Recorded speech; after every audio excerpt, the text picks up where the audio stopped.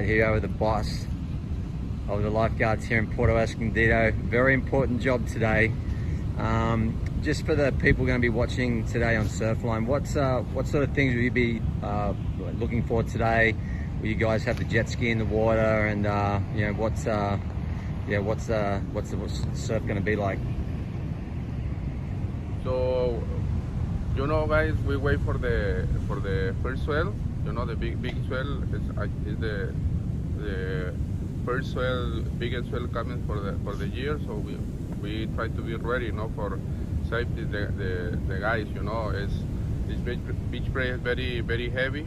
It's very gnarly. So we have to be ready, you know, to try to do more we can do. You know, it's you know, we need equipment in Puerto, so we have the jet skis, we have a little bit equipment, but not really like in other places, you know, like Nazaré, we have many jet skis around, and in Hawaii, you have the helicopter or the boats and a Larsa connection.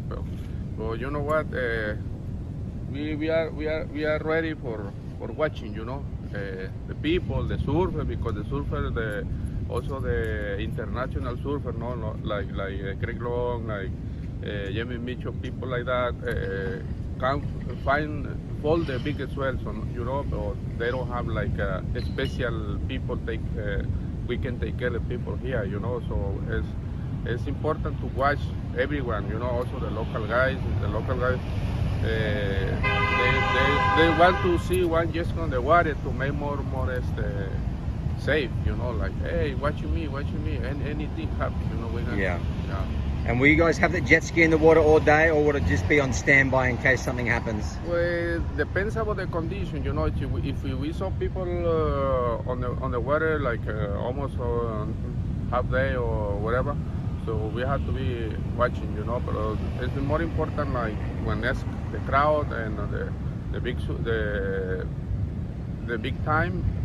So we have to be ready, you know. We have to watch it, you know, because the kids are crazy, you know. They want to catch the big one, so we have to look at it. We have to be put attention. You know? Yes. Well, thank you very much. We appreciate the Puerto Escondido lifeguards, and thank you for all your work. And hopefully everyone stays safe today. Oh, you're welcome, my friend. Thank you for coming, and I hope today some good ones coming. So let's see, no. Thank you for everyone coming Puerto. So we watching you guys and Jazz, we watch you guys in Nazaré. So we see you guys here. So it's good for us to have you guys here. Thank you, brother. You're welcome.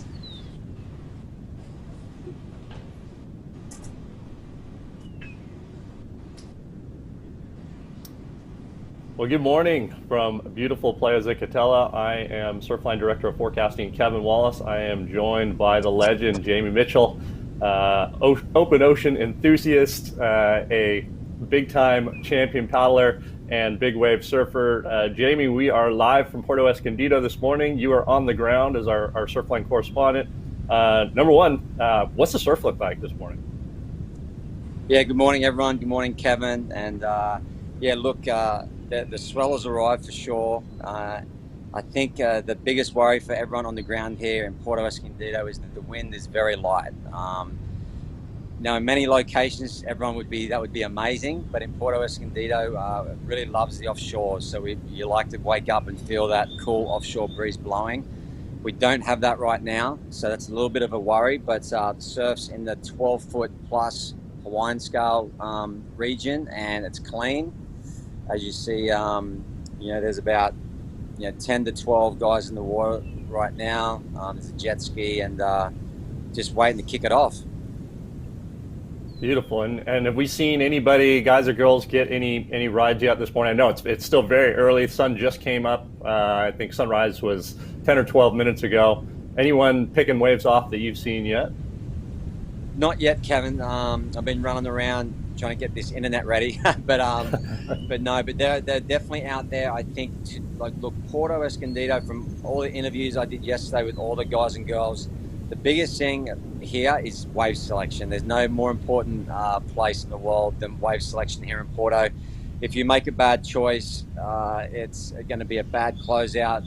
Your board could break. You're going to probably end up on the beach and have to do a 30 to 40 minute loop, walk up the beach, paddle back out, come back around. So I think what you're going to see is everyone being very selective, a la Greg Long-esque, and just trying to pick whatever they think is a really good looking wave. So yeah, it's probably going to be a little bit slow to start off with, and then as the day goes through, I'm sure the things are going to really start to fire off. Well, yeah, this is what we have identified as likely the biggest swell of the year so far. It came from a South Pacific storm a little over a week ago. Saw some really impressive numbers. The thing we really like for it for Puerto Escondido is the swell direction, more south-southwest. That tends to create peakier shape than walled shape, although still with a very long swell interval. As you mentioned, wave selection is always going to be critical.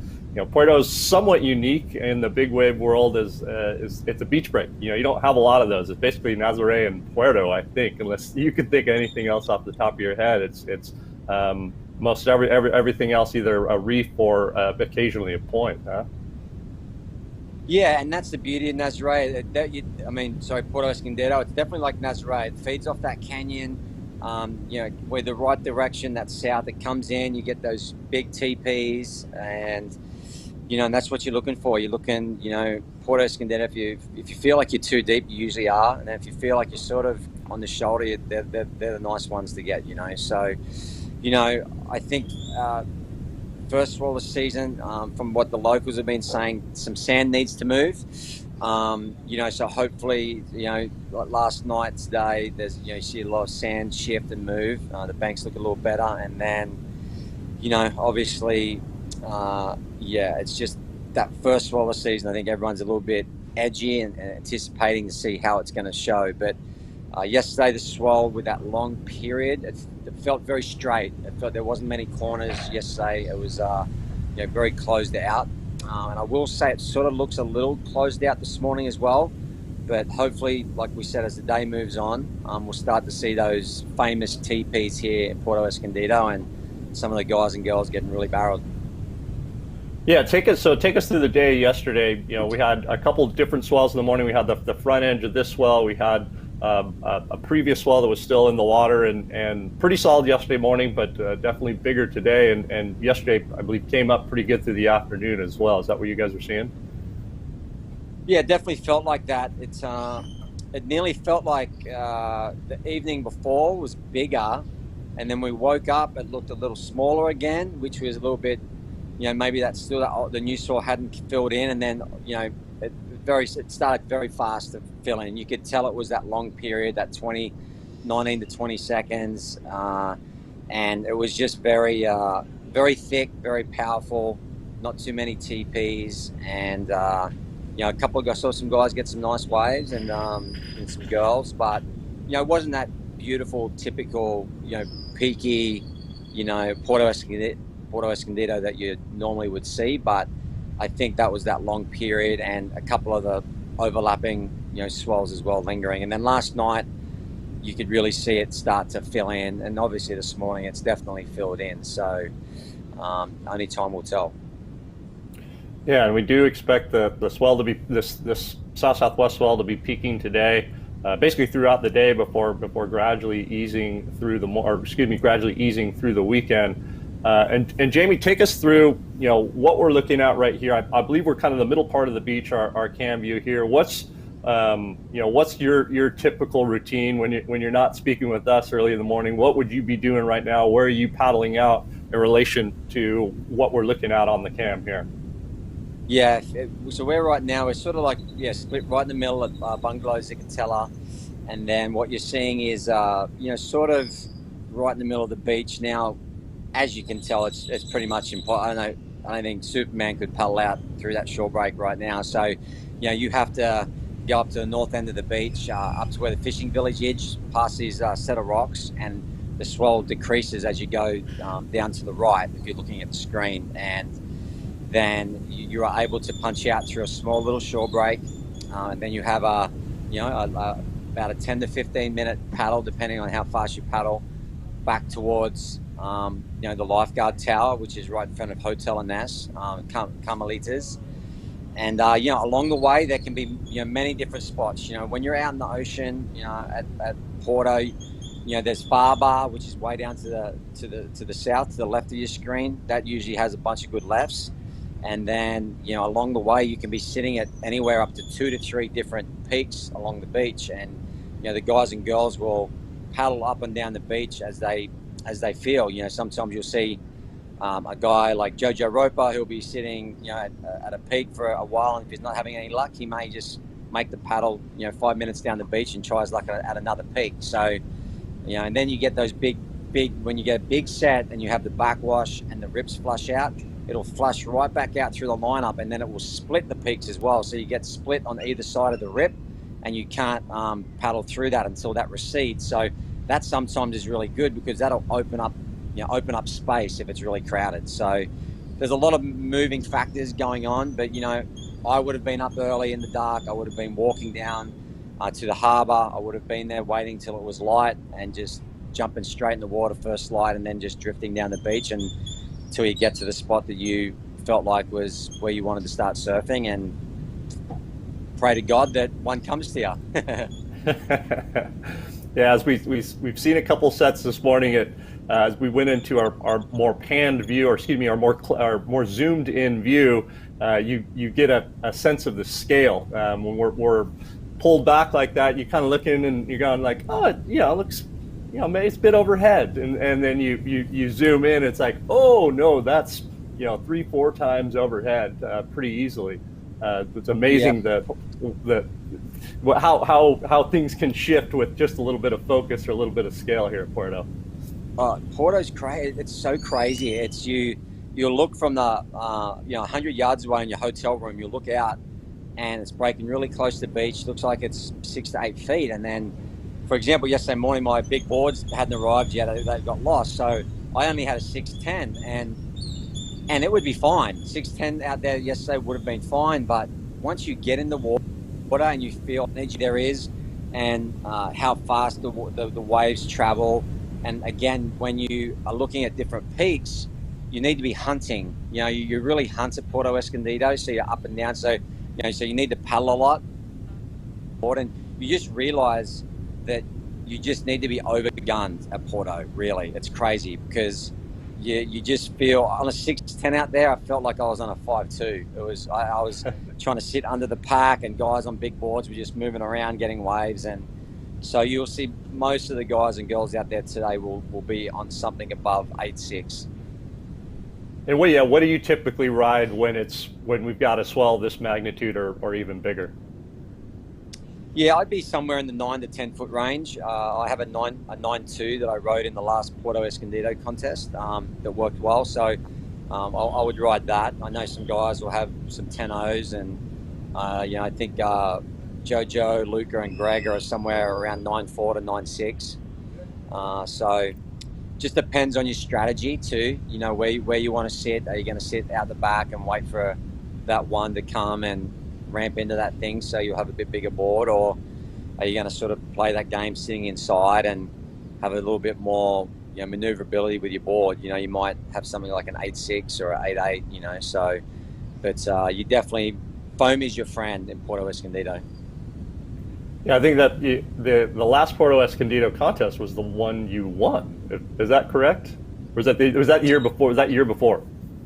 I actually got second. I was winning until that last moment when Kai Lenny. Oh, geez, yeah, that's right. Got that little barrel. So yeah, but it was a good experience. I'd had a broken sternum at the time. I broke my sternum at Porto at the swell before, and then that was a cool event. We got got a lot of waves, and so I left that board here for that exact reason, in case something happened I couldn't get boards here. So I found that board and waxed her up, and it's waiting. Oh, nice. That's great. So what, you just leave it with, you leave like with Coco or somebody, or where do you stash your boards? A lot of the hotels will have places, you know, that if you come back to the same hotel, they'll allow you to, as we see someone paddling, no. Yeah, so, but I actually rent a storage container up the hill from Porto. Pay like $100 a year, and a couple of friends of mine, we just, you know, leave our boards in there. So it's really nice to be able to just not travel with boards. So it's, as I found out again coming back here a couple of days ago, it's not user friendly trying to get from Hawaii to Mexico with boards. So I'll be leaving everything I brought here. We'll be staying here, and they'll live here until they die. Well, as everyone prepped yesterday, we were lucky enough to have Coco Nogales speak to some of the local surfers. You got some great interviews from the boys. So let's check out one of those while we wait for the action. Estamos aquí con José Ramírez, one of the long-time local boys, main chargers, legend, José Ramírez. José, please tell us about the swell. How do you feel? And what are you expecting for tomorrow morning? Yeah, Coco. Thank you, brother. Estamos esperando pues que las olas se pongan buenas. We are waiting for a good conditions, no right and left.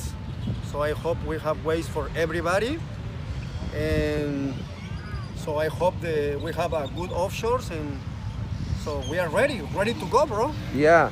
How about your board? What's your quiver? What are you going to use tomorrow? ¿Qué vas a usar mañana? I have a nice 10-0, 10-0, que es una tabla chingona, buenísima. It's my best board at 10-0, and I have a nice 6-2. Nice, so, nice. Yeah, ready. I hope okay, the left comes. Okay, the last question. What about how big you think it's going to be tomorrow? ¿Qué estás esperando? ¿Cuántos pies? 15 pies. 15 foot. Pies. 15 foot, I hope. So, like I said, you know, I hope first God send us good conditions. So, we're ready to go, brother. Offshores. Yeah, José. Estas son las palabras de José Ramírez, local boy, the real local boys. José, good luck, my brother. Good luck. Thank you, Coco. Buena suerte mañana. You too, my friend. Buena suerte. All the locals boys. Buena suerte, José. Yeah, brother. Yeah. Ok, nos encontramos aquí con Marcial Monreal. Marcial is one of the young, upcoming chargers, local boys from Puerto Escondido. Marcial, tell us about it. Tell us about the swell. What do you think about the swell? How big is it going to be? How are you preparing mentally and physical? And what is your quiver? What are you going to ride tomorrow? Yes, Coco. Gracias. Thank you for having me. We are here in Zicatela, and the waves are picking up. We're expecting waves from 20 feet faces to 45 feet faces. And we hope it's a little bit bigger, maybe 60-foot faces, but we never know with Zicatela, you know. You always have to wake up early and see the conditions in the morning, and that's what you get. And yeah, I prepare training mentally and physically a lot for those big wipeouts and the big barrels, visualizing. And I'm thinking of riding anything between the 9.0 range to 9.8. Yeah, basically quad setup, and yeah, that's basically good. What about your strategy for surfing in Playa Zicatela? Yes, to surf here in Puerto Escondido, has to do a lot with the currents. So even to paddle out, you have to find your moment after this big sets come. Wait, look for the right current that take you out. And also when you're out there, always look for the corners or the perfect A-frames. And always you wait for the big set, and you look down to make sure that there's no current in the bottom.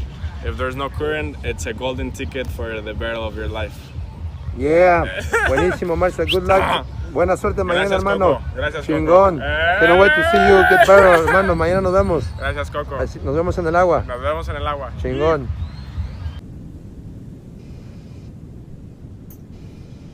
And good morning. We are back here at beautiful Playa Zicatela. If you are just joining us, we are witnessing the La Bamba swell at Puerto Escondido this morning. I'm Director of Forecasting Kevin Wallace. I am joined by champion big wave surfer and open ocean paddler Jamie Mitchell. Jamie, we just heard from a couple of local boys there. An interesting comment on that. I mentioned looking down to see if there's any current below you. Is that, I think maybe in reference to just like one of the rips you were just talking about, or do you know what he was mentioning there? Yeah, definitely. You know, it's like, you know, even like a place like Mavericks, you know, if you take sometimes the third or fourth wave of the set, there's so much water and turbulence on the face of the wave that you know, if you hit that at speed, you cavitate in the fins and you'll sort of have a bad wipeout. So I think what they're looking at is, what he's saying is that you want to, you know, look for a wave that has a clean entry, you know, a clean runway that doesn't have any of that, you know, rip or current or foam on the face. And then if you happen to be in the right spot, you look down and you know, you've got that clean entry, then that's the wave you're looking for, because there is a lot of current moving here in Puerto Escondido, and you know, there's so much water, so many rips, and you know, when you get a big 3, 4, 5 wave set, the water has got to disperse somewhere, and it's going to find its way back out to sea, and you've just got to be very diligent in your wave selection. Clean and green is what you're looking for. That's basically what you're saying, huh? Exactly. Well, we've got pumping surf on offer this morning. Haven't seen too many waves ridden just yet. It's still very early in the morning. We are coming up on about half hour after sunrise. It's about 7:30 local time in Playa Zicatela. And Jamie, take us through conditions real quick. What are you seeing out there this morning? Yeah, I mean, look, obviously the swells arrived. We're probably looking at 12-foot, you know, solid load, like, you know, 20 to 30-foot faces on the bigger sets, and conditions are clean. But like I said earlier, for anyone that wasn't listening, anywhere else in the world, you wake up and you see these types of conditions, you would be salivating. It's perfect. But in Puerto Escondido, it loves the offshore. It loves the stiff offshore. The stronger, the better. It just opens up that barrel, makes it really clean, and just keeps it nice and open. So unfortunately, it's not much offshores today. It's quite calm, but you know, look, the right wave still comes along. You know, these guys and girls are still going to get the barrel of their life. So, you know, beautiful, clean conditions. But and the only other thing I would say is just a little bit straight. The swell's still a little bit straight. We're not really seeing those famous TPs that we would usually see at Porto right now. But you know, the day is still young, and I think we're going to see some amazing rides. Yeah, you know, we've got south-southwest swell direction from a storm that came from the South Pacific about a week or so ago. Actually, it was a series of storms that's created a series of swells this week. We saw really pretty solid surf for most of the week, and it's culminating today in what should be the biggest swell of the year, or is the biggest swell of the year thus far. It's a type of swell that we typically see return on, you know, right around once a year, just a little bit less than that. Looked like deep water swell would be in the 7-foot range at 17 seconds or so. And so, yeah, just pumping surf. We're going to run through. We've got fortunately, we've got a couple of live cams down in Puerto Escondido, actually a new live cam. That's what we're looking at right now. Shout out to our cam technician, Jared Bell, who's down there and putting some new cams up. And now we were just looking kind of around Central America and mainland Mexico. We've got Puerto Escondido in the left, El Salvador on the upper left. We've got down at Zippers in the Cabo San Lucas area in the bottom right, and in the bottom top right, excuse me, we are looking at Santa Teresa, Costa Rica. Santa Teresa, we've been kind of mind surfing, mind watching the last few days. You can see those lines just stacked up out the back. Lots of energy coming up out of the South Pacific right now. Very long period swell. We're, you know, like I said, we're peaking kind of through the Central America and mainland Mexico zone, 7 foot at 17 second range. So the biggest swell of the year, lots of breaks, you know, in the overhead, the double overhead range pretty easily. And then obviously these standout spots like Puerto Escondido can pretty easily double those sizes, if not more, thanks to that Deepwater Canyon offshore, just refracting and focusing the energy into Playa Zicatela. I think probably one of the more special places in the world. And of course, this swell is incoming to California as well, but it's on the buoys already this morning, very long period energy. Started to see that come up yesterday, actually. Some of the local buoys, wasn't a lot of size, but you could see that energy, in the 1 foot range at like 22 to 25 seconds on the California buoys yesterday, building in on top of that previous south-southwest swell. A little bit bigger today, around 1.5 to 2 feet, and we should see this swell gradually fill in through the day-to-day through California, and then it's going to be peaking over the weekend.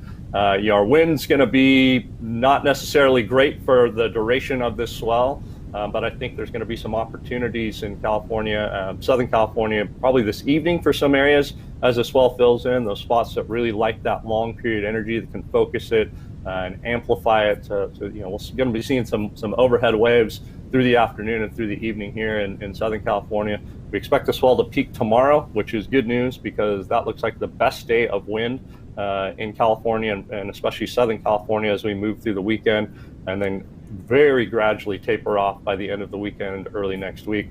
Wind not as good on Sunday, looking at some more onshores coming up out of the southwest to west, but should be a couple of areas and a couple times of opportunity on Sunday. But if you're a California surfer, especially a Southern California surfer, I would target tomorrow, Saturday, as your best day for wind and conditions and just overall surf quality.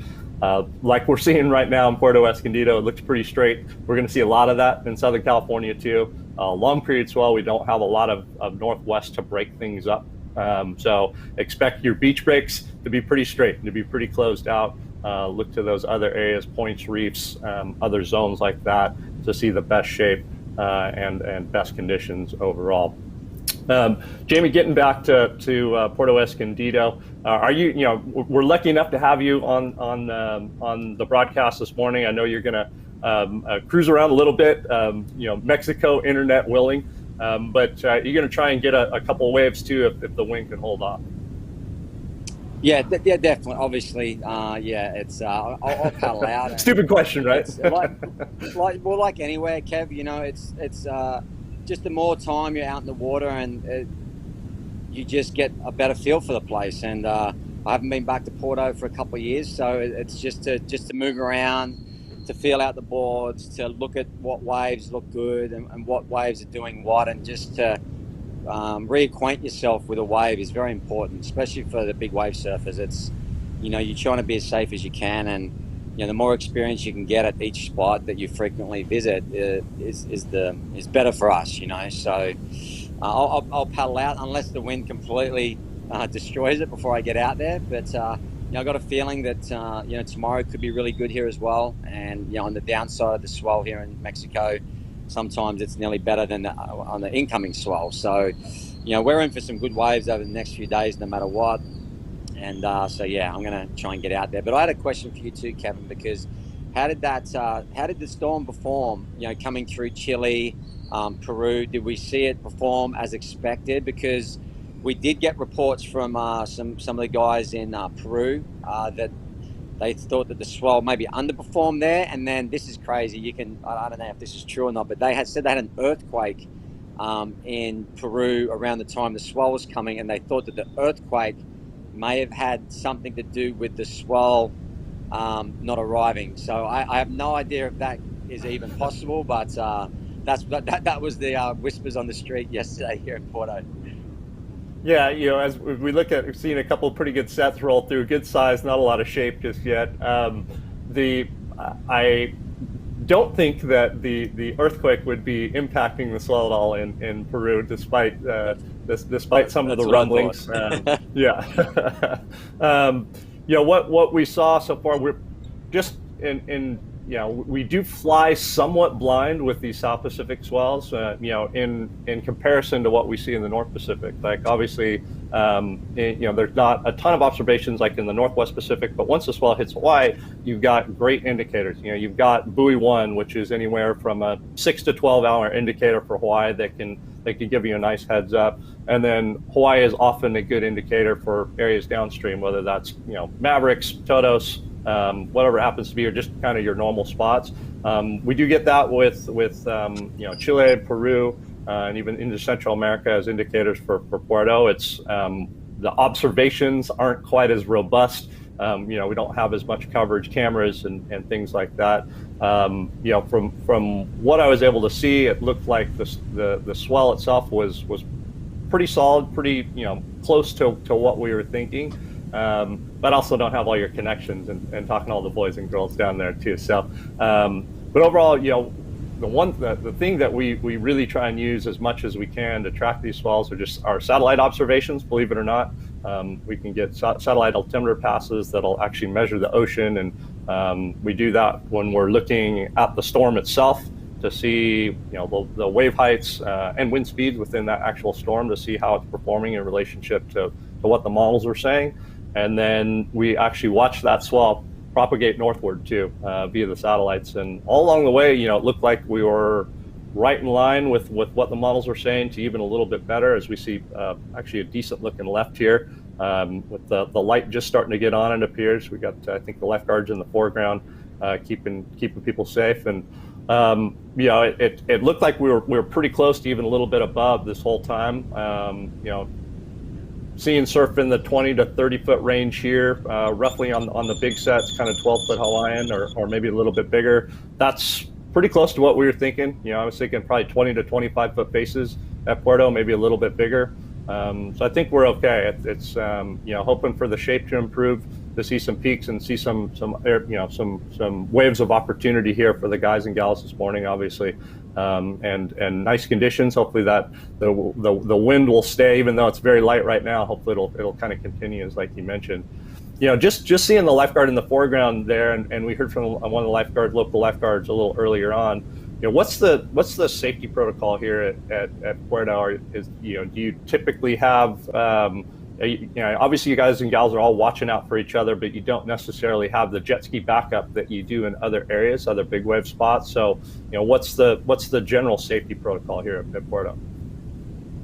It's very, very different, Kevin, just purely because of opportunities of having skis here. There's the lifeguards, as the head lifeguard was saying in that interview, they barely get enough equipment for themselves, you know, let alone international guys like myself or Greg or anyone else coming along to try and steal water safety. But it's such a, you know, it's so breaks so close to shore, Porto, that, you know, if anything happens, it's you've got obviously the lifeguards standing on the beach, you've got the photographers, you've got the crowd.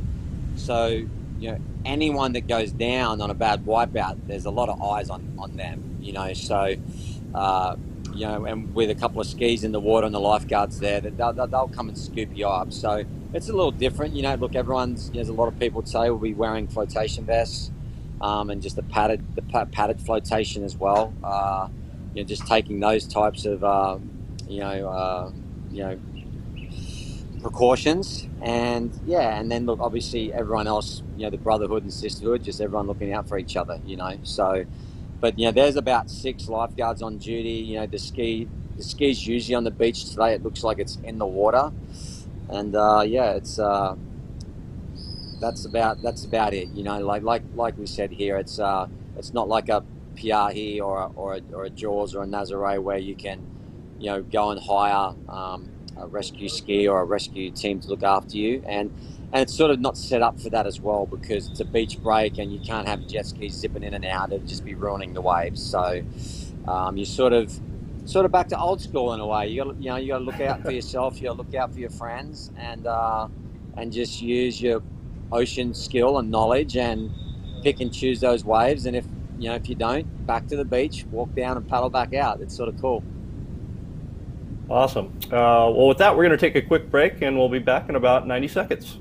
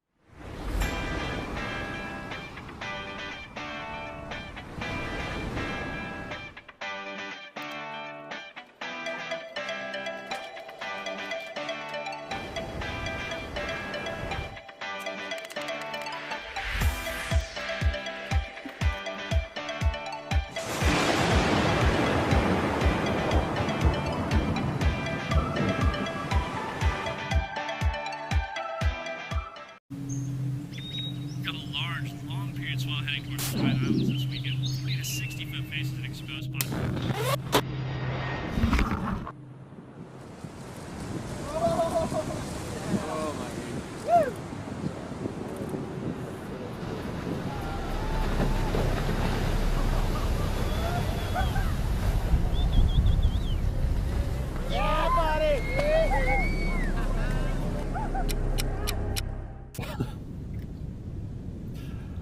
Hi, good morning. Welcome back.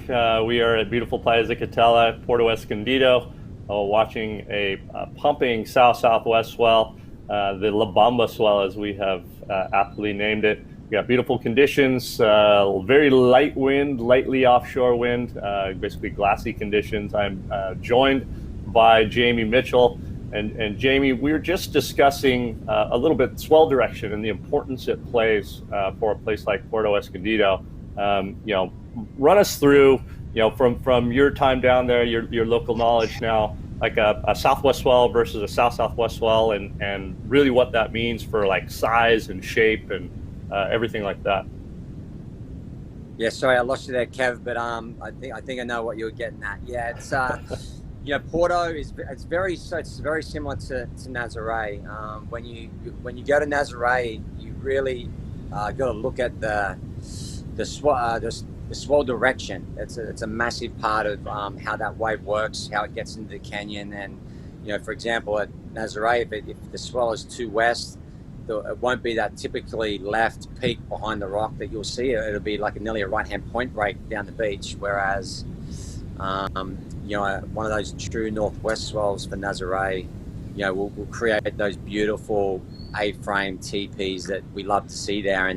And very similar to Puerto Escondido. If the swell is too west here, it sort of tends to go up to what they call far bar to the south, and it flattens out a little bit. Whereas if you get under that 200 degrees and in that 195 direction, you tend to get the same effect here in Puerto Escondido. You get those nice big teepees and those like ramp ends. So it's cool to see that sometimes it's not all about the size, height, and period. Sometimes direction has a big part to play in when you're trying to chase swells, especially for the big wave men and women who are trying to find out, pick those moments of beauty somewhere around the world. So, that's why we use you guys. We get the best in the business to help us, make those decisions. So we don't blow all our money. No pressure, but but it's so awesome to have guys like you to to be able to give us the best information that you can. And then I know we've spoken about this a lot, Kevin. Kevin, you give me the best information you can, and then it's up to me. It's up to my gut feeling. It's up to the experience. It's up to what I've when I've been to places before. It's up to me to make that final decision. And we all know that nothing's perfect. And I think that's the beauty of it. You still get those. If you take that chance, you take a risk sometime on a forecast. Sometimes you may score when everyone else hasn't taken that chance. And that's the beauty of surfing and traveling and exploring, is that you just never know until you go.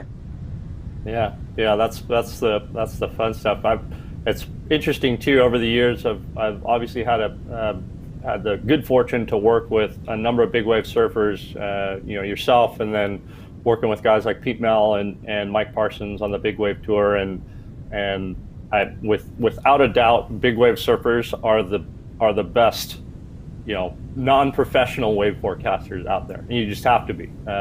It's so much. You guys and gals are so much more in tune with all those specific details, be it swell direction, swell period. Specific size versus maybe the average pro that's just going to looking to score double overhead chopes or whatever it happens to be. There's so much more nuance and intricacy involved with some of these big wave spots and how fickle they can be, and the certain spots, like they take Mavs, like if it could be the difference between actually breaking waves and not. And we've actually got a rider up here, or a temperature. When you actually, you zoom in like that and you get a little scale, you can see how big that wave is. When you saw that person paddling for that wave, it is big. That But let's hope we get someone on one, because it's that was 15 feet Hawaiian. That was a 30-foot face for sure. So as we see, look at that thing, that left. Wow. It's gonna spit its guts out. Oh, that's ugly. That wave choice, people. Yeah. Wave choice. But what you will generally see, and we will start to see this, is that people are going to understand that their window of opportunity gets less and less, and we're going to see them start to take maybe some more risks in their wave selection, and just to start getting some waves. And even if it's a closeout, some of these guys and girls, just, you want to see the vision, and even if it's a closeout, they're going to start to just go and pack some of these closeouts. So it's going to be exciting. Yeah, we are on an incoming tide, lower tide this, I think it was very early this morning. Run us through just how the tide can impact overall condition, shape, anything like that, based on your experience. Yeah, to be totally honest, I think when the surf is this big here in Zicatela, for me, probably the least thing that I worry about is the tide. Seems like when the surf is just giant, the tide doesn't affect it so much here.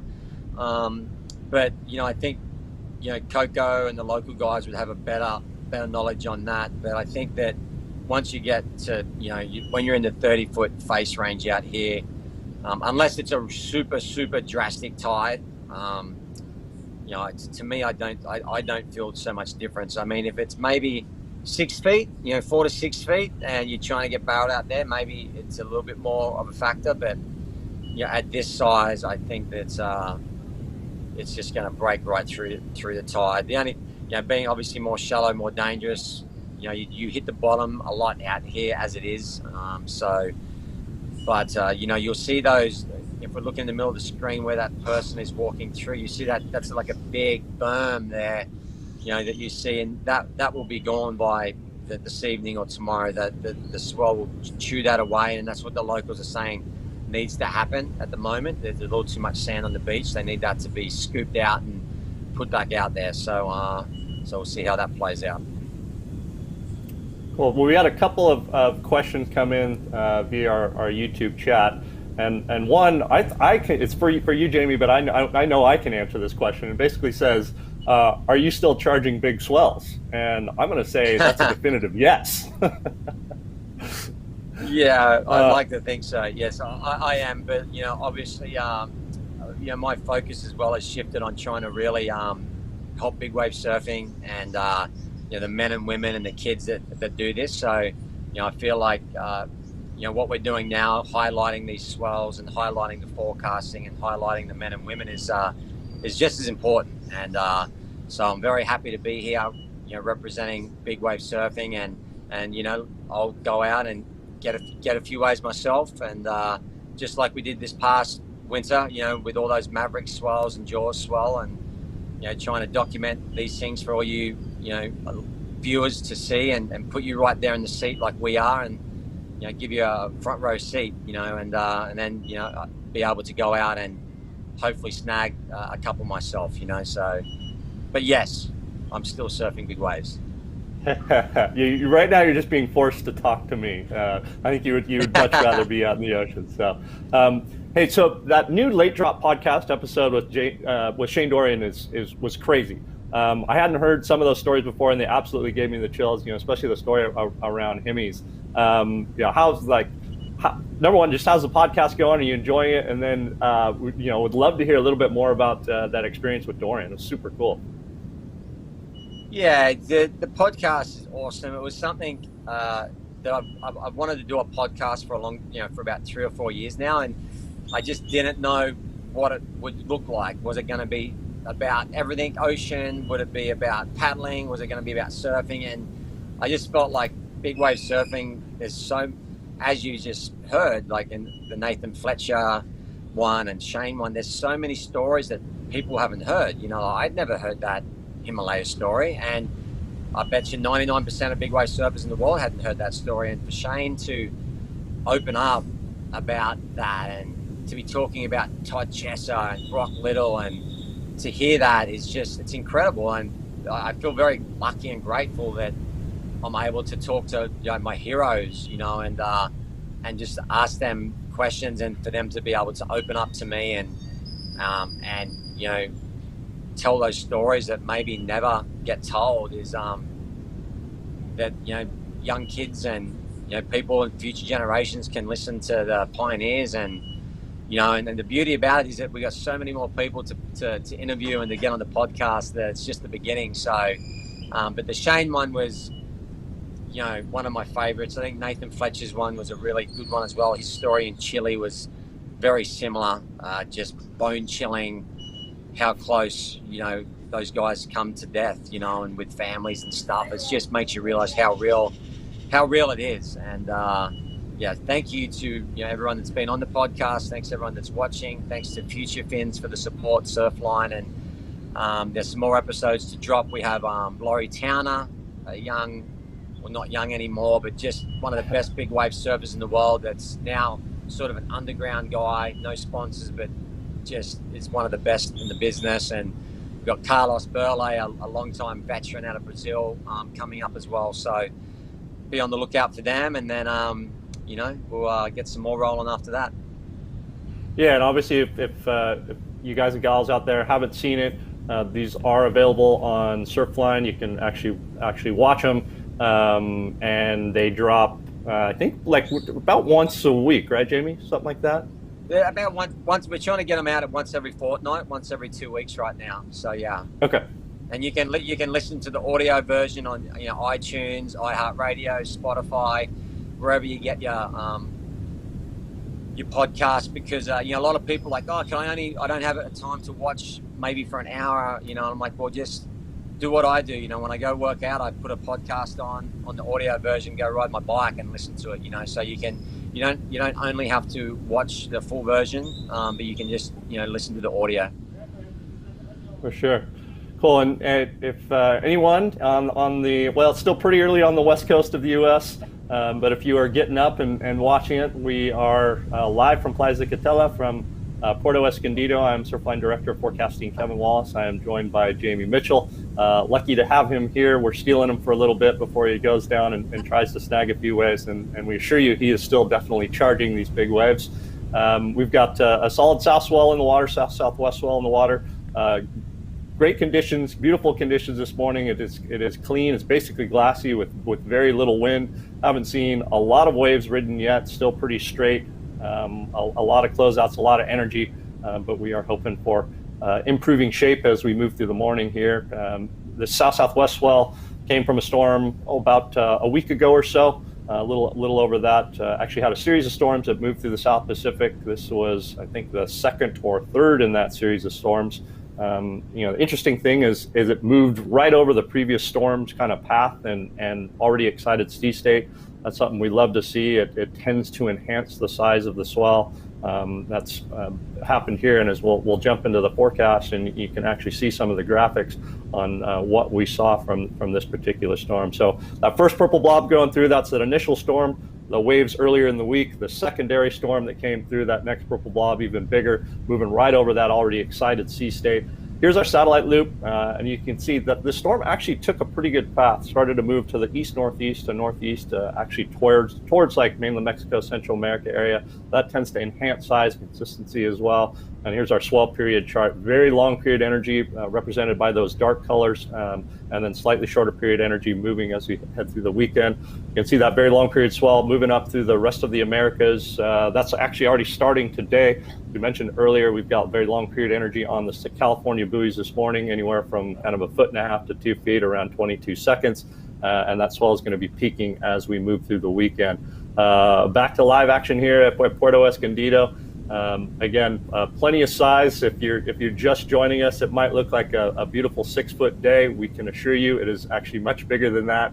When you actually zoom in and get a little scale, we're looking at surf, in the kind of 12-foot plus range Hawaiian, so anywhere from 20 to maybe 30-foot faces on the bigger sets. It's the biggest swell of the year, La Bamba swell, as we've been calling it at Surfline. And again, great conditions, and nice to have you here, Jamie. We'll steal you for a little while longer before you make the walk down to the paddle out spot. And just for anyone that's kind of recently joined us. Where are we looking? Kind of, just what are we looking at right now in relationship to where you paddle out and to where most of the waves tend to be caught? Yeah, so if you're looking at the screen, you would, we're sort of in the middle of the surfing zone right now.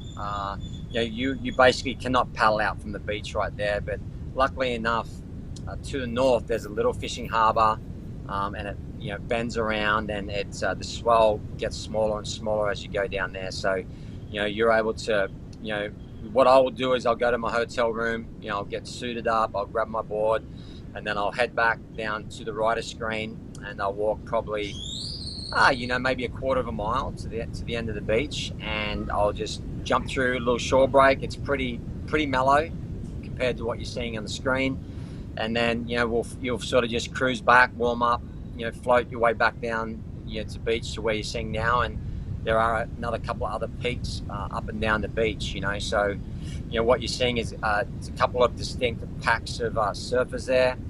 Maybe the goofy footers are further to the south looking for those lefts. Your regular footers are further to the north, maybe looking for that beautiful right. So and then you'll see that, as you can see in the middle of the screen there, where the water is sort of, all that white water's running through the middle there.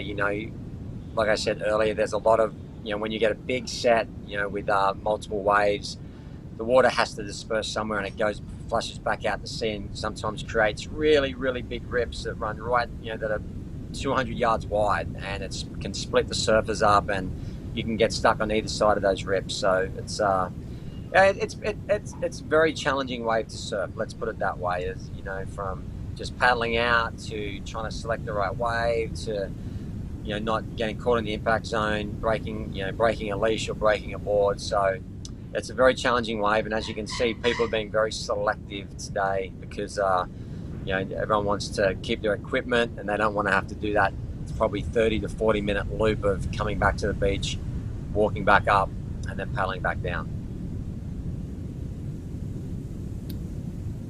All right, so we've got another little set rolling in here. Again, beautiful conditions, or beautiful wind conditions at least. The shape is leaving somewhat to be desired, as we've got a lot of size, very occasional taker. I think we've seen maybe one or two rides so far this morning, but as you mentioned, we are things being pretty selective. Zooming out to the lineup there, and we can see a handful of guys out, and possibly girls out as well. And as we've got a little break in the action, we're going to check out another great interview that we were lucky enough to have Coco Nogales grab for us yesterday while the locals were getting ready. Hey guys, good morning. Can you guys hear me? Hey Coco, how are you? We are here with Roger Ramirez Jr. Roger, tell us about tomorrow, the swell. What do you think? How big it's going to be? How are your preparation for tomorrow? And what about your quiver? What are you going to ride? Okay, so the waves we hope to get in like from 15 feet to 18, occasional from 20. And all prepare, like always go running and swimming every day here in Zicatela. So that's how I prepare myself to ride those big waves. And my board is gonna be like 9.6 handboard from my dad. He's a really good shaper. And the other one too is from my dad, 9.2. Like really sick boards to ride Zicatela when it's super big in huge and gnarly conditions. Okay. So what about the crowd tomorrow? How many people you think is gonna be in the water?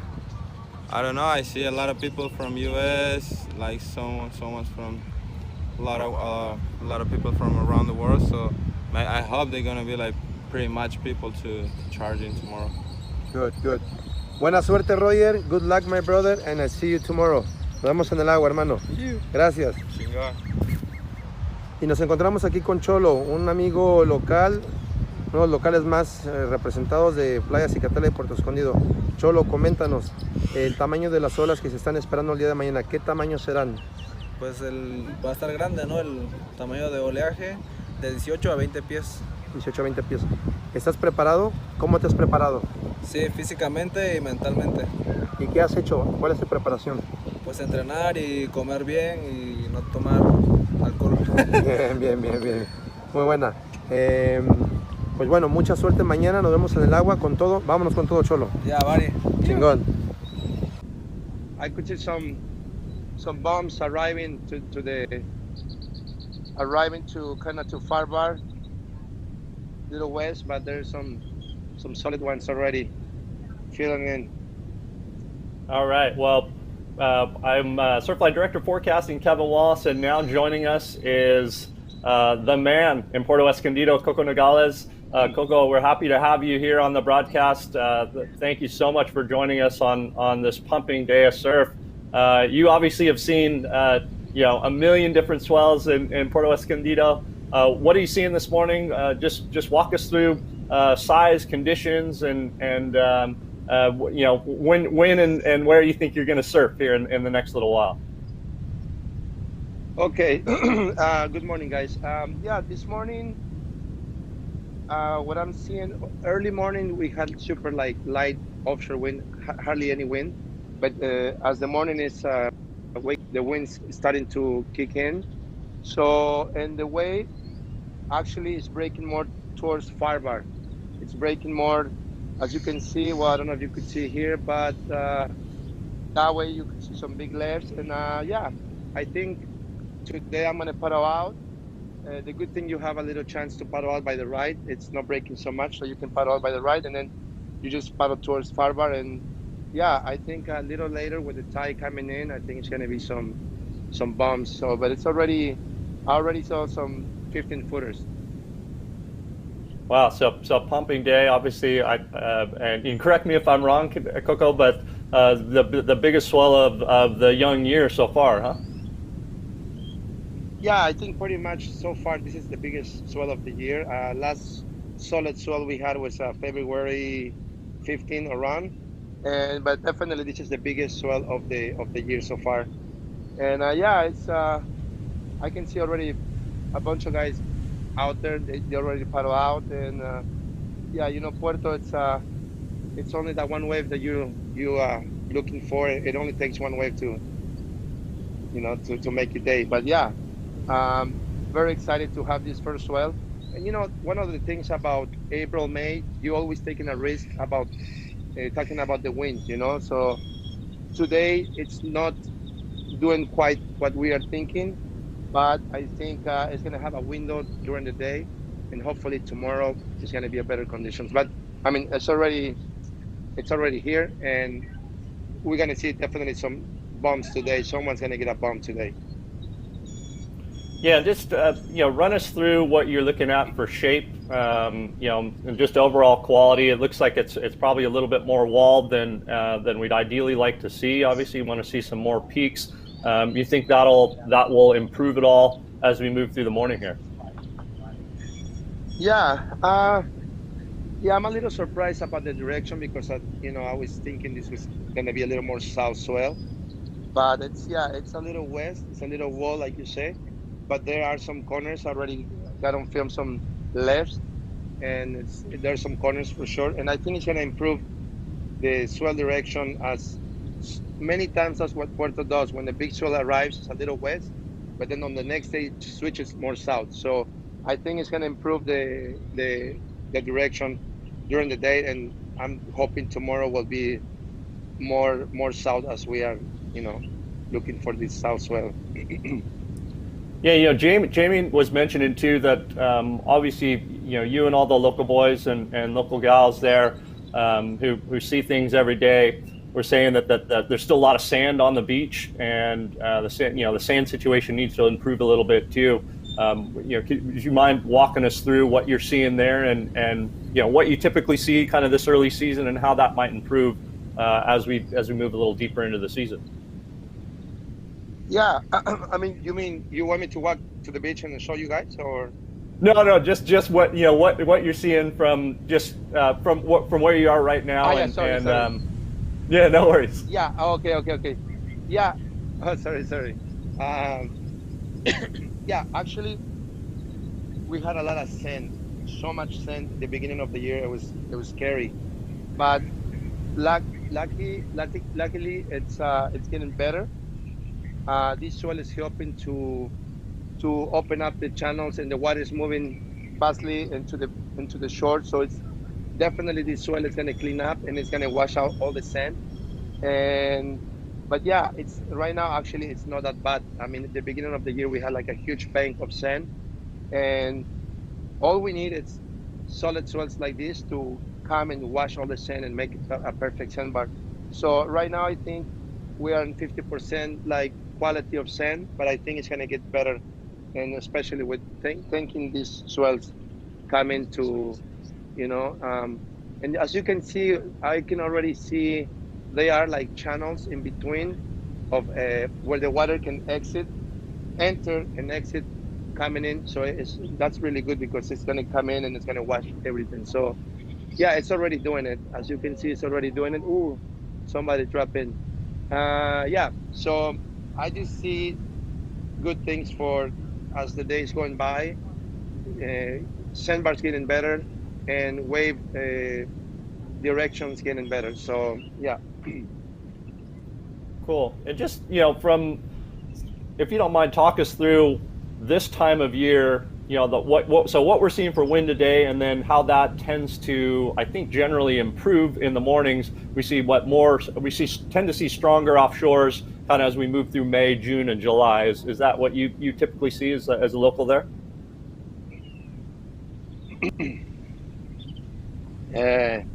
Yeah, I kind of lost you a little bit, but I think I got your question. Yeah, the offshore winds, normally April, May, it's always like a gamble, like you never know what's going to happen with the wind because that's the time of the year. But coming into June, July, all the way to October, November, the offshores, that's when it started kicking in. And, when the first rains arrive and the rainy season brings clouds into the mountains and guarantee offshore winds, even in the afternoons. The summertime, July, August, September, we always get this afternoon offshore winds. So yeah, just so you guys know, like April, May, that's when we start getting the first south swells. But always the wind, it could be, it's like a 50-50, but guaranteed from June till October, it's offshore. We already have the rains, and that helps a lot with the offshore winds. Cool. And hey, Coco, big thanks to you for your many contributions to the local surfing community of Playa Zicatela and now all around the world with your Ahabah project.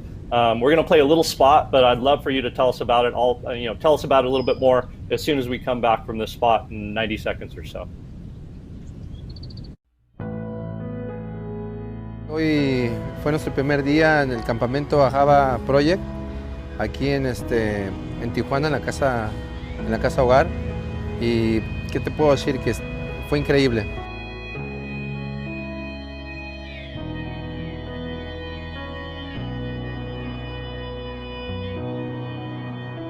No sé cómo se le ocurrió pensar en esta casa hogar, pero está bien. Surfeando aquí con él me hace feliz.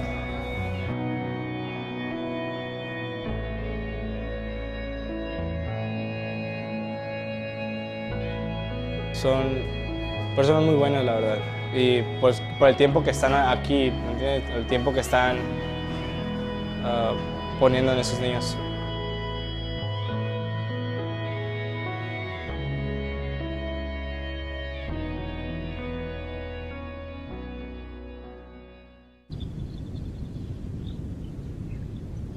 Awesome. So, Coco, this looks like a really cool thing that you have started and obviously involved with. Did you mind just talking us through this Ahabah project and how it started and what it means to you?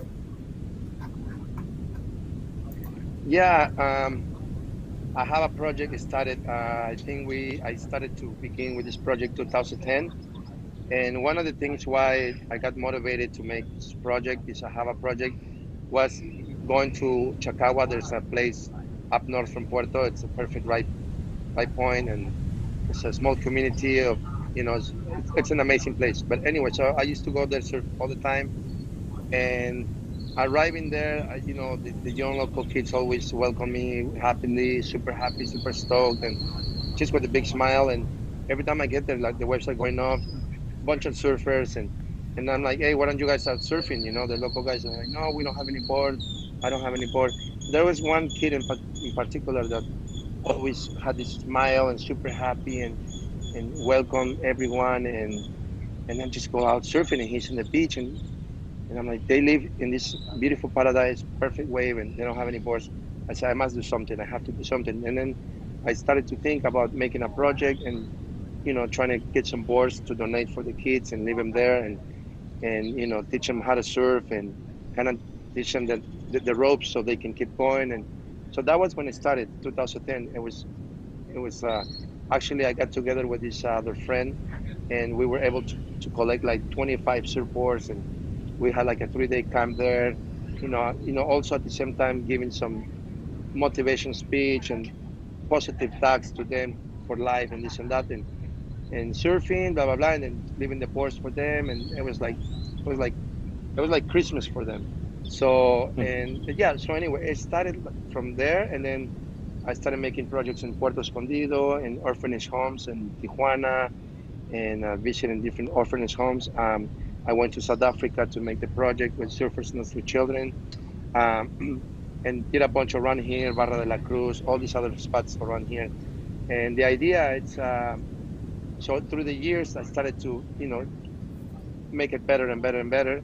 But the goal and the idea of this project is to make the kids believe in their dreams. And the idea was to go and find spots where kids don't, they don't have a big hope or they don't have, money to buy a surfboard. And so always looking for this type of kids. Of course, everybody needs support and needs the help, but that was my main focus. And so it's, it's something that I love to do, to give something back to surfing, what life gave to me. And I just very happy to share that stoke, And at the end of the day, what makes me happy is to see the kids happy, So, and for the kids, the most valuable thing is to give the time for them and take them to the water. That is the most valuable. So, but yeah, so, doing this, and soon I'm gonna, visit an orphanage home in Tapachula that I've been dreaming to go there since day one, since I started to this project. So it's gonna be a dream come true to visit the kids, and everyone's, very, very happy to they're waiting for the project. Also, I've been doing some working with kids. We did a kids with cancer. We did a project with kids with cancer, taking surfing, different type of. It's going good, and the help. If anybody is listening to this interview, if anybody would like to help and donate surfboards or donate clothes or whatever, you guys can hit me up and Coco Nogales Instagram or something like that. And if anyone likes to help, it's always welcome. Yeah, and that was going to be my next question. If people wanted to make donations or be involved with the project in any capacity, is it best to hit you on your Instagram account?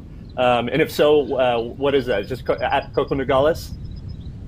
Yeah, you can just go to at Coco Nogales and direct, and I check my messages there. But yeah, what I'm looking for right now for this next project is some surfboards, some surfboards, and I'm trying to collect 25 surfboards to donate on the orphanage and Mission Surf Mexico. That's what it calls, the orphanage home.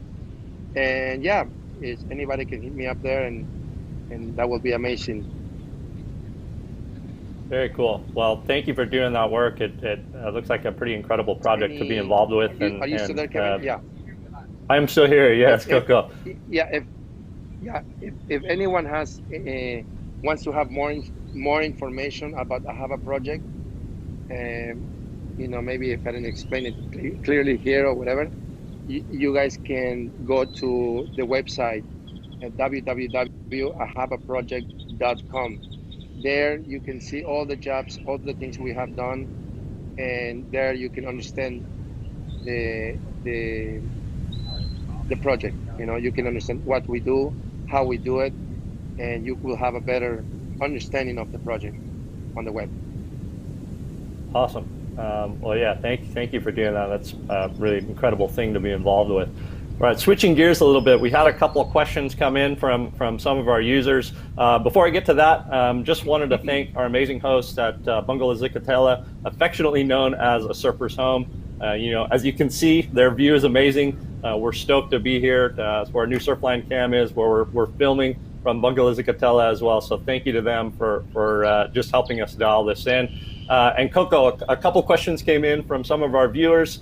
The first one we have is, would you paddle out in these conditions, or would you wait for an improvement in the surf? I will paddle out for sure. I mean, it all depends of your motivation, you know. Sometimes if you're really motivated, it doesn't matter how the waves are, you just go out, you know. But I mean, when the waves are big, you kind of have to also be smart, think about it. And you don't want to make a stupid, I'm sorry for my language, you don't want to make the wrong move. And you want to be smart because anything can happen. So, I mean, if you go out there when the conditions are not the best, you have to be really, like me personally, I like to be really calculate and try to make no mistake and just wait for the good one, you know. But yeah, I will go out. I'm actually thinking about to go out after this interview. As soon as you have to stop talking to me, go get a couple. The follow-up question. The follow-up question for those that might be traveling to southern Mexico or are already there, who aren't necessarily looking for like a big thumping beach break. Are there other questions out there, or excuse me, are there other spots out there that you could go to, and if you don't want to, you don't have to get super detailed. That we don't need to, don't want to give away any secrets or anything. But what are the other spots around that you would look at on a big swell that maybe aren't as heavy and could be tackled by, say, the average surfer? Yeah, the good thing about living here in this part of this part of the side of Mexico, we have a lot of point breaks around north and south. So yeah, many times we sacrifice Zicatela when there's a swell. We're like, you know what? I know it could be a really good Zicatela, but guarantee we're gonna go score some waves either south or north. So yeah, there are a bunch of right points around, and yeah, I mean, I'm even thinking about going surfing tomorrow afternoon somewhere down south. But yeah, there are places. I don't I don't like to mention so much the names, but yeah, I think everybody knows. I think everyone knows about the spot, so it's not very hidden anymore. So, but yeah. Cool. And Coco, right now it's probably going off somewhere for sure. Somewhere for sure it's going off. Yeah, and correct me if I'm wrong, but you grew up in Puerto Escondido, correct? Correct. I grew up here. Yes, very young. And when did you start surfing here? I started surfing when I was 10 years. Yeah, I started surfing around 1988, something like that. So now I've seen this place grow and change, and wow, surf so many days, empty days, perfections. I've seen so much here, like unbelievable, But yeah. I started surfing since I was around 10 years old. Yeah, I mean, it's got to be, I would imagine, an intimidating place to learn to surf when you're 10 years old, looking out at just bombing beach break, huh? Yeah, actually, I learned how to surf in Playa Carrizalillo, Marinero, but then I came to surf Zicatela probably 3 months after I started surfing. One of my friends from the local guy from here, Roger Ramirez, he was already a good surfer, and he's kind of the one who helped me and pushed me, into surfing Zicatela. And yeah, I mean, back then it was like no safety, no lifeguards, no jet ski, no life jackets, nothing. And it was just the real deal. And you just have to. God was always the savior, So yeah, it was amazing. Yeah, and so when did the Puerto Escondido lifeguards come into existence? Has that been 20 years now, or a little more? Yeah, I think from if I remember, 1994. Yeah, like 20 years. Around early 90s. Slowly they started to to be here. Probably 94. Probably around 94. 92. Yeah, and also back then they didn't have anything really anything really good to make any, the tools to work, Yeah, and I think there are foundations now that so for instance, like the Ben Carlson Foundation, I think helps out with like fins and things like that. I don't know if there's other foundations that you're aware of that if somebody wanted to help out the Puerto Escondido lifeguards, they might be able to do so. Yeah, I'm still not really aware. I'm not really aware about these other foundations, but yeah, the one you mentioned, Carl's, yeah, that's the one who has been helping the lifeguards to send some equipment, and also slowly here the government is kind of helping a bit, but yeah, it's it's always welcome any help, because these things get used really quickly, and they're always looking for new tools, So yeah, the Ben Carlson Foundation, they're doing really amazing for the lifeguards over here. Yeah, and obviously we want to dial those lifeguards in to keep all you guys and gals that are charging Big Puerto Escondido safe. Well, it looks like we've got a little bit of a, I was going to say, it looks like we've got a little bit of a lull here. Coco, I think we'll say farewell to you, let you go get a few waves. Thank you very much for joining us and giving us the locals' perspective of what's going on. We're going to jump into mechanics of Puerto Escondido piece just in a second, but Coco, if anything else that you wanted to mention before you go grab a couple of waves, the floor is yours, my friend.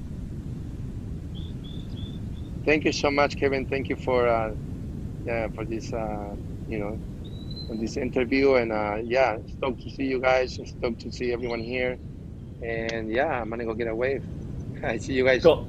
I see you guys Good soon. luck. Thanks, Coco. Okay. See you, man. Thanks, brother. Okay, bye-bye. Hey, I'm Surfline lead forecaster Jonathan Warren, and let's have a quick look at the mechanics of Puerto Escondido. Located on the Pacific coast of southern mainland Mexico, the stretched out bay of Puerto is situated like a big catcher's mitt to receive anything tossed out from the South Pacific. The swell window is technically open from the west-northwest down to the south-southeast, but it's the longer period southwest to south-angled swells propagating up from the southern hemisphere that are favored. So let's jump on down to the South Pacific where these swells are spawning. Puerto offers up its strongest surf between April to October as intense winter storms are tracking eastward across the mid-latitudes of the southern hemisphere. It's the wind fetch on the west to northwest side of these storms that are pushing out swell towards Mexico. The greater the size and strength and duration of this fetch, the bigger the resulting swell will be. However, it's the bathymetry where the real magic happens for Puerto to produce surf much larger than anywhere else around. Extending just offshore to the southwest is a ridge of shallower water, flanked by a pair of underwater canyons on either side, one of which is really deep. It is this unique underwater landscape that greatly refracts incoming swell, especially from the southwest to south, directly into the surf zone. The convergence and focusing of deep water energy into one common area will amplify breaking wave heights anywhere from 2 to 4 times, sometimes even 5 times the offshore swell height, depending on the swell period. The longer the period means greater the refraction of the swell into Puerto, thus bigger surf heights. Also, converging energy from different directions, along with the sandbar setup, will deliver favorable shape for big but makeable right and left barrels. For the full mechanics breakdown feature, please visit Surfline. Once again, I'm Surfline lead forecaster Jonathan Warren, and thanks for watching.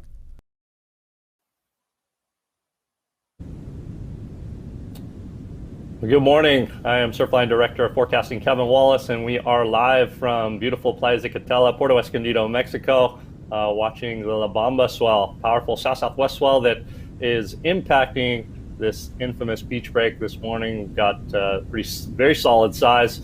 We've got nice conditions as well, basically glassy conditions this morning, very weakly offshore. Haven't seen a ton of waves ridden yet, being pretty selective out there. A lot of walls and closeouts with the occasional gem mixed in, and as you can see, as we zoom in and give a little perspective, just how big it is. We've had a couple different surfers on so far this morning. Had Jamie Mitchell on first thing, giving us the rundown at dawn. We are just before 8:30 local time now, so sun's been up for about an hour and a half. Coco Nogales was just on, the local surfer down in Puerto Escondido, and giving us a rundown on conditions as well. It sounds like the offshores have kicked in a little bit more from first thing this morning. That's a great sign.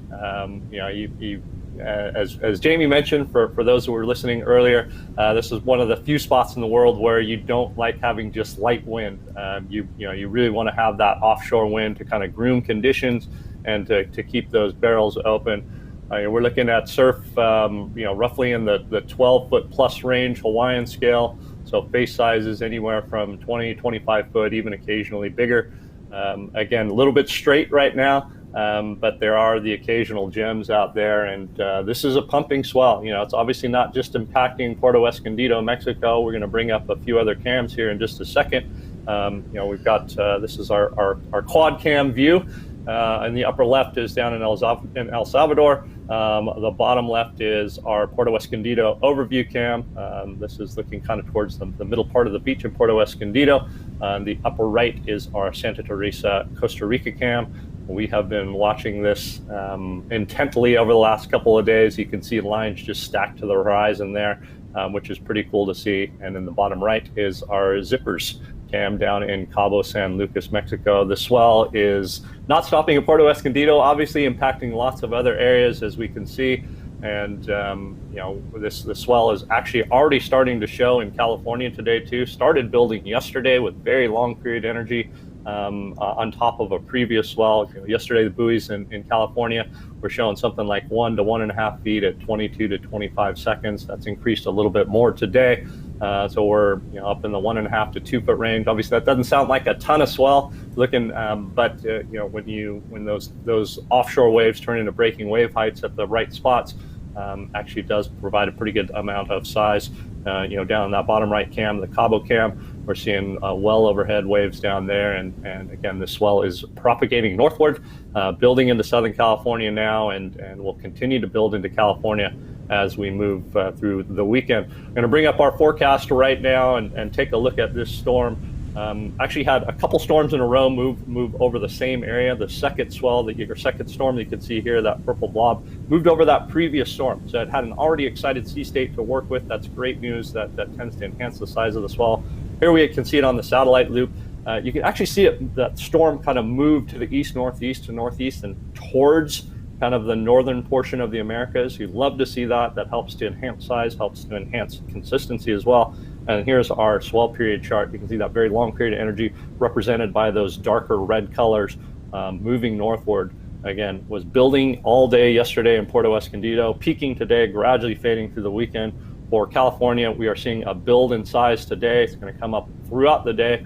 We expect most areas in Southern California to be peaking on Saturday, and then gradually winding down as we move through the weekend. Conditions for California, you're not going to be perfect as we cut to what looks like a quick straight hander there, maybe a shorter barrel beforehand.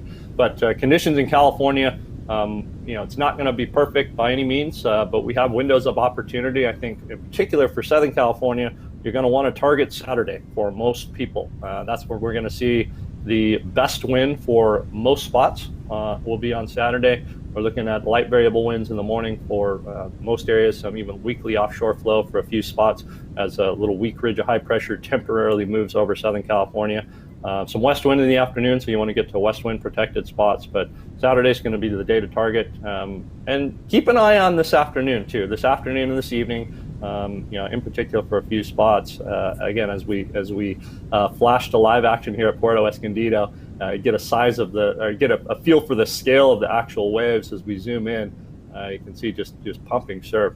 For this evening, for a few of the spots, say like South Orange County area, up through potentially some of the spots in North San Diego and Northern LA, do keep an eye on a potential cleanup late this afternoon and this evening as we see winds kind of lighten up. And then, like I said, Saturday is going to be the day, Saturday morning primarily, for best conditions. As we head into Sunday, looks like we're going to see another area of low pressure kind of dig through California and set up some onshore winds for a lot of spots, and particularly through the afternoon. Maybe a quick window in the morning, but we are expecting southerly winds to pick up, southwesterly winds to pick up for a lot of spots through the morning, and then breezier west winds in the afternoon. So we'll get back to a quick replay here. You can see nice little left-hand barrel, closeout barrel. Unfortunately, that thing pinch shut. Partially due probably to the offshore wind not really kicked in, just kind of that light variable conditions. So we are looking for shape to gradually improve, I think, through the morning, and potentially as we head into tomorrow too. We're seeing a lot more people on the beach now that the sun's popped out here at beautiful Puerto Escondido, Mexico, and it's a beautiful day, sunny skies, just a pumping swell, and we've got light winds this morning, basically light variable winds. Typically, what you see at Puerto Escondido first thing in the morning is we'll get a nice offshore wind that's blowing down off the mountains and out to sea. Grooming conditions that most frequently happens as we move a little deeper into the swell season. So particularly really anywhere from June on, June through August, September, October, and into November tend to see that offshore wind too. But one thing you do have to worry about as you move deeper into the summer and especially into the fall are the impacts from nearby tropical storms, tropical cyclones, whether they're hurricanes or tropical storms. And we're going to cut to a commercial break. We'll be back in 90 seconds or so.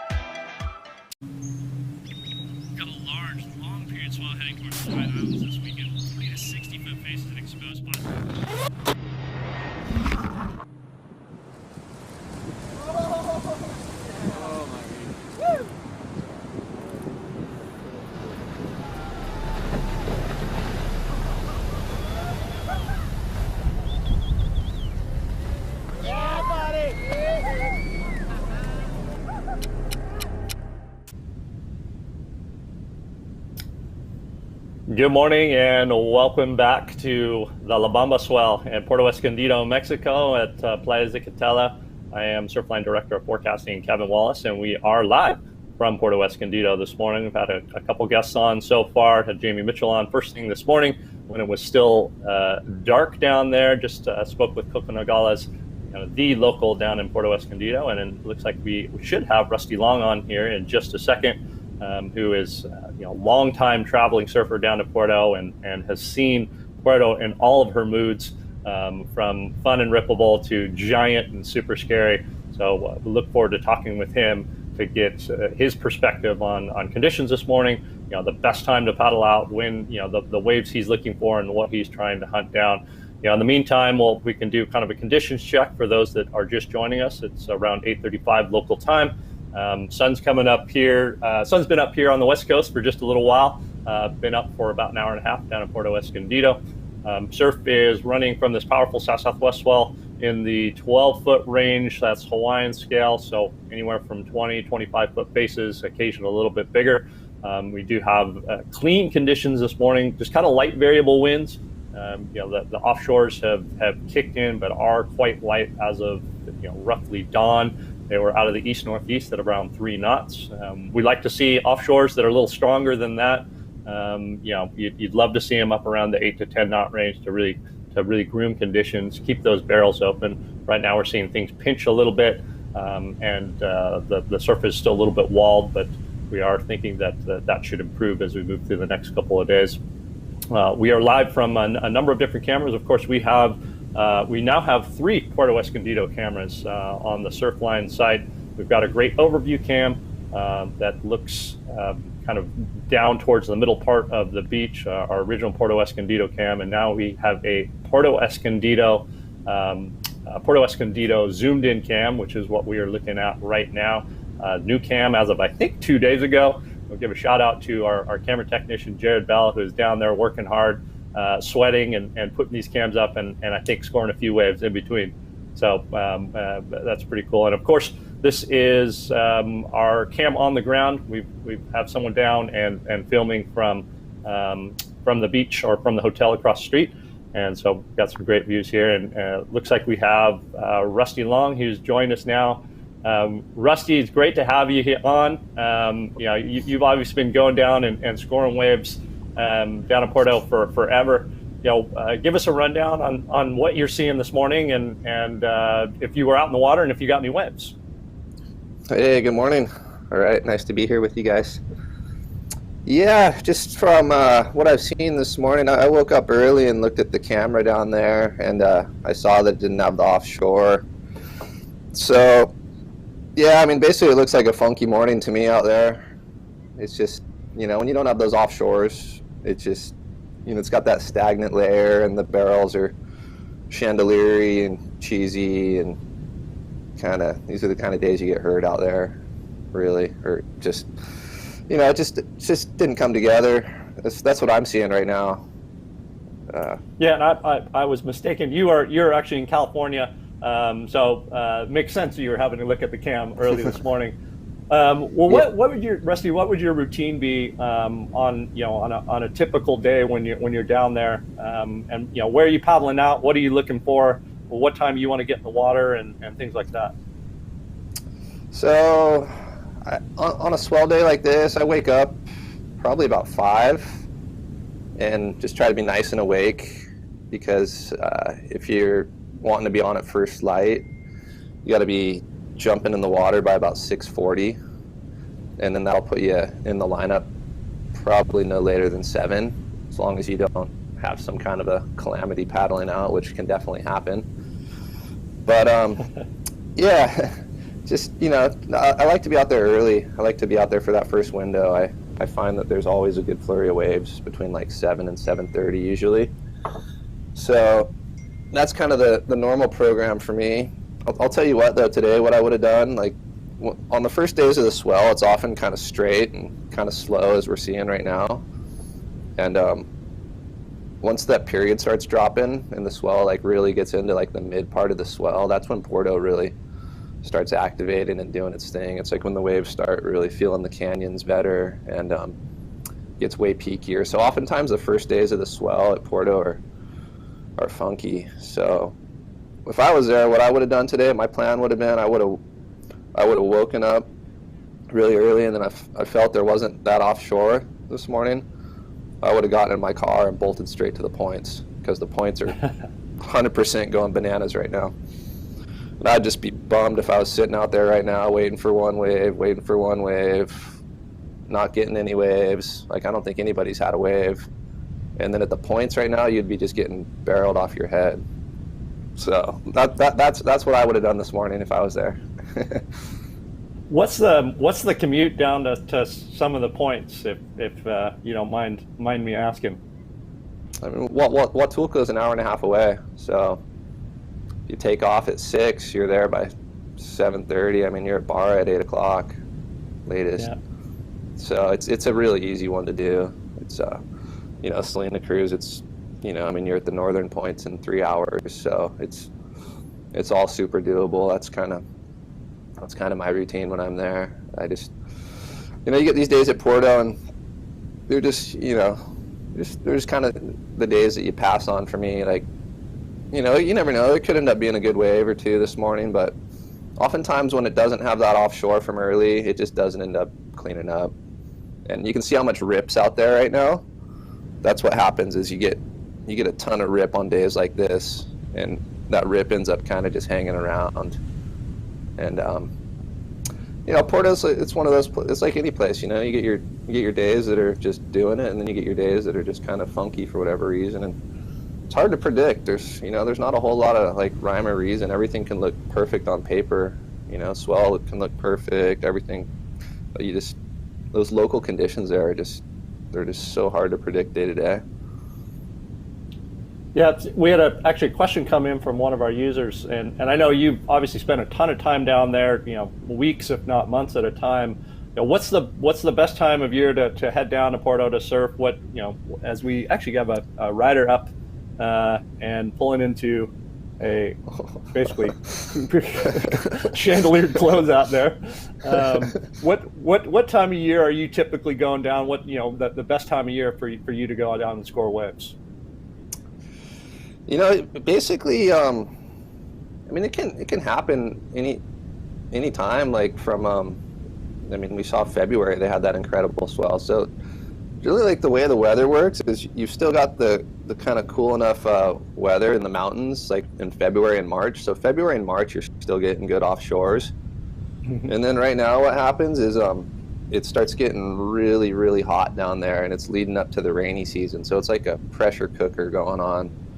And when that happens, that's when you don't get the offshore. So April's always kind of an X factory kind of month for Porto. You get, it's just super erratic whether it's going to be clean for the offshores. But basically, once that rain comes, which usually happens like clockwork in mid-May, that's when you can really count on those offshores coming. So that's kind of what I used to do. I'd go down like mid-May, like May 15th or something, May 10th.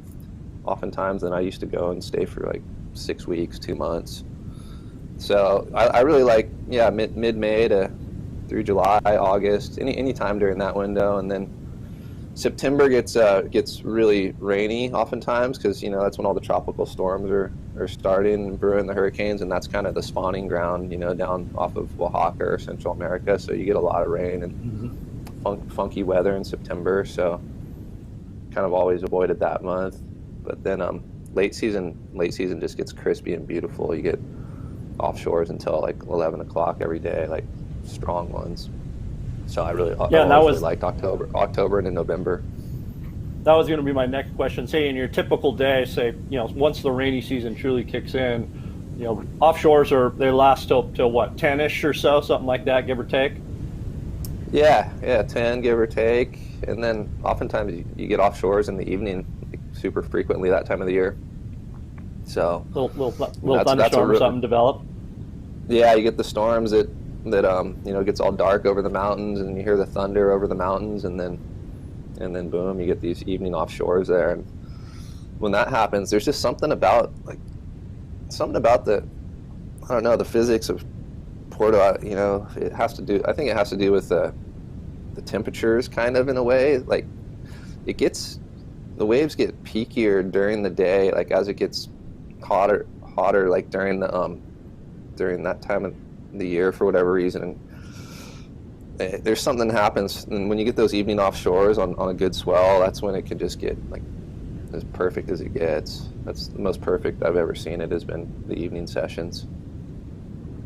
It's just cool. Are you heading down this year at all? Yeah, for sure. I'll go down this year. Not quite sure when exactly. This swell just didn't work out for me. I got work up here and whatnot, and I'd kind of been on I've dislocated my shoulder twice in the last 2 years, both times at Porto. Bummer. Yeah, so the last time it happened was in October, so I'm still kind of a little bit, still just not ready to take like kind of those beatings quite yet. So for me, it'll probably be more like July, August this year that I try to get some good Porto. But it's it's the very, very, very start of the season, so sure. I don't really get any FOMO anymore, unless it's just looking like everything's going to be perfect in a way. So yeah, for sure I'll be down there. Well, and Rusty, you've been going down forever. Like, I mean, what, 20 years or so? 15 years anyway, something like that? Yeah, 20 years. 20 years now. The first year I went was in 2000. So yeah, 20 years. Yeah, I haven't missed 1 year. How was that first experience down there? My first experience was incredible. I got pretty much the best barrels of my life on my first trip. It wasn't too big. It was like I got like 10 feet, but it was good. It was really good, like 6 to 10 foot Porto for the whole time I was there. yeah, I mean, I just scored. And then the next time I went back, I got it big, got like a proper 10 to 15 foot swell. And then that was kind of hook, line, and sinker for me. So I got by far the best big barrel I had to my life on that second trip. And then, yeah, and then it's just every year, you know, kind of just keep getting good waves down there. Just kind of seems like you always end up getting one of your better waves of the year down there.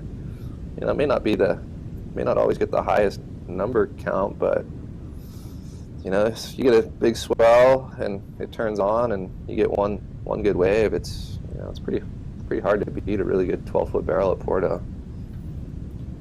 Imagine. What's a couple of the questions that have come in from some of our users, some of our viewers. You know, like obviously it just takes one to make a good session, but what do you on an average bigger day like today, like how many waves are you getting? Are you getting a couple and then calling it a morning, or it just depends on the swell, I suppose? Yeah, it really depends. It really depends. I like to, you know, hopefully, you know, on a good solid day, get three to five waves, maybe a 6-pack. You never know. But sometimes you just get one. Some days are, you know, a little bit off, inconsistent, weird. Like today, like, you know, if you're out there today, you'd just be hoping you find one good one. But yeah, it's usually you're not getting a really high wave count, because I mean, getting in and out is a challenge when it's big and pumping. You know, you're jumping in rips to get out, which is always, you know, you just never know. It's like, if you time it great, it's awesome. If you don't, getting caught inside when you're in a rip is terrible, because the waves just turn into those crazy rip bowl kind of double up things, and then you get pounded, or you jump off by the rocks, you know, which is it's a challenge in itself. You can see this guy right on the screen. He's running to the rocks to go paddle back out. Or if it's really big, you got to paddle from the harbor, which is a pain in the butt, because it's paddling against the current the whole time. You know, the whole current's pushing into the bay there at Porto, so it's like a 30-minute paddle against current, and those are just energy draining paddles. So on those really big days, you know, sometimes you just, you know, you've only got time to get one or two waves because just of the nature of getting in and out. Or, you know, I kind of look for a jet ski ride sometimes these days. What is there a size like where you're like, okay, I'm at, you know, whatever, 6 foot, I'm paddling from the beach. It gets to this size, I'm going up a little bit further, and just for the viewers at home, you know, looking on the right of the screen is typically like moving up towards the rocks and then up towards the kind of the harbor. Is it like oh, when it gets to 10 to 12 foot, I'm going up to the harbor? Is it typically bigger than that, even that before you're making the walk and the paddle back down? You know what? It's case by case on the days, and it depends on kind of the direction and of the swell and where everything's focusing and where the rips are kind of pulling on the beach. So, you know, if you got a more south swell, it's all focusing kind of into the northern part of the beach, and then to the southern part, you know, you'll get kind of this tail end rip that would be out of the screen over there, and oftentimes that's the good spot to jump in over there. But you just never know too. It could be flexing over there as well. Yeah, I mean, it really varies. You know, there's days it can be bombing, but if there's good rips pulling out, and you know, you see that you can get in a rip and it looks like it'll get you out there pretty quick, then that's a lot easier than paddling like kind of a distance from down at the harbor. But some days it's just detonating so much over the whole zone that you know, you look at the rocks and you see, okay, I can time it and get out over there, because it's more of a shore break over there, but it can be pretty relentless. And you know, it's just case by case. But for me, as long as there's good rips pulling, I prefer to try to do that and jump out through the middle of the beach and kind of snake my way out. You get in the lineup that much quicker that way. Right. And I've had a couple different users ask this question too. What's the typical board that you're riding, like on a day like today, or maybe even a day that'd be bigger than this? Today, I mean, looks like maybe the biggest waves today are I don't know. I haven't seen anything that look. This looks like one of the kind of a set right here. I would just go out on an 8-0 today.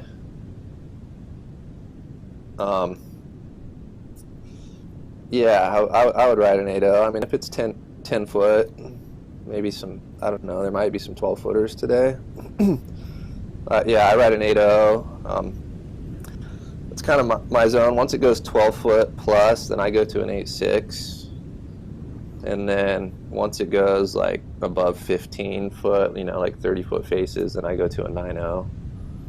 But I ride smaller boards than a lot of people. I feel like a lot of people like ride way too big of boards out there, and it's just, it's personal preference. But sure.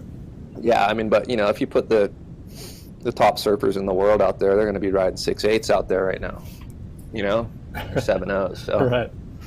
And you see that. You see when like really top guys come, they, whereas a lot of people are riding like 9-0s and 9-6s, and you get in really early, but it's all personal preference. I just feel like for me, I lack control like in the barrel once I get on boards bigger than or it's harder to control them once I get on boards bigger than like 8-6. So yeah, I would be riding an 8-0, maybe even a 7-6 today. I would if I had watched it this morning and saw that it wasn't looking that big. Yeah, good chance it would have been on a 7-6 today. Well, you mentioned some of the top. It all varies. Yeah, so you mentioned some of the top guys, and I mean I would put you in that realm. But like, who are the guys that you saw over the years that just really impressed you riding Porto, especially its size? Its size, I mean, back in the day, Todd Morcom that guy was the man out there. He was there through my first years, and that guy just read the waves so well, and I mean, he's just such a good surfer. He got insane waves. So he was really one of them. I mean, there's been so many guys over the years that they really do well. I mean, my brother's always, its size, he's always done incredible out there. And then there's, gosh, the list is long. I mean, Gabriel Villaron, that guy's a guy that's always really impressed me out there. Oscar Moncada was a guy that really, I mean, that guy, he was one of the best at Porto ever. He was a guy that too, he always rode, smaller boards, and kind of, he's a perfect example. He would have been on like a 7-0 probably today. And, I mean, he was a Porto master. Oh gosh, the list is, it's a big list. I'm kind of just having a brain fart right now, so I know I'll forget so many people. No worries. But, a couple other questions that came in for you actually. First one is, do you wear safety vest on I don't know, day like today, or what would be the threshold for you to wear a vest typically at Porto? Yeah, I would wear one now on a day like today. Now I kind of, once it gets like into that 10-foot zone, and I've got that just that impact suit, that Patagonia impact suit that's just like the short john. I don't use the inflation vests out at Porto unless it's massive. I just I just feel like having the flotation padding is enough. Unless you're dealing with like really big like XXL Porto. But yeah, I mean, it's nice to have just a little bit of flotation. Your wipeouts aren't as long. You don't have to kind of tread water nearly as much between. And then if something does happen, X factor, where you get knocked unconscious, then at least you're floating. So yeah, kind of 8 to 10 foot's kind of where I'll start throwing one on these days. So yeah. Cool. What's the biggest day that you've had out there, and what swell was that, if you remember it? I'm sure you probably do. Oh, the biggest day I've had out there. Gosh, I mean, I remember a handful of them. They've been like 20 foot plus. There's been a handful of them over the years. I remember one day at Far Bar, it was a big Southwest swell. It was July. It was that swell that when the U.S. Open was massive. Back in I forget if it was 08 or 09. 2009. Yeah.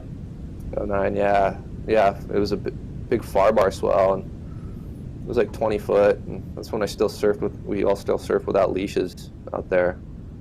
When it was that. Someone up and riding here, actually. Might have a little section. No. Yeah, not quite. Yeah, you can see it's just funky. Yeah. This one might. No.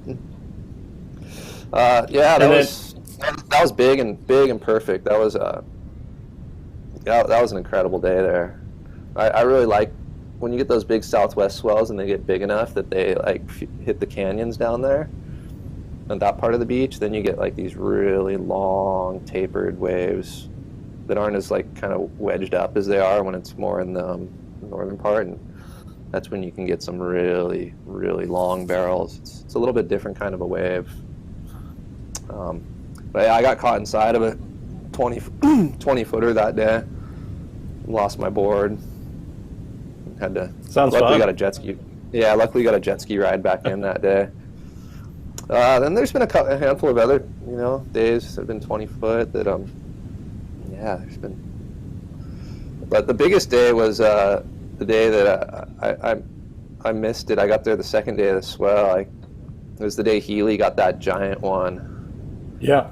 That was that May swell back in 2015. It was 2015. Yeah. Yeah. That was the biggest day that there's been. And that day was there was 60-foot waves coming in that day. Yeah. Yeah. I think that's probably the biggest Porto I've seen. Yeah. Yeah, that was going out onto the outer sandbar there, and that's not actually the best because it's not as hollow. Once it goes onto that outside out there, it's not as hollow.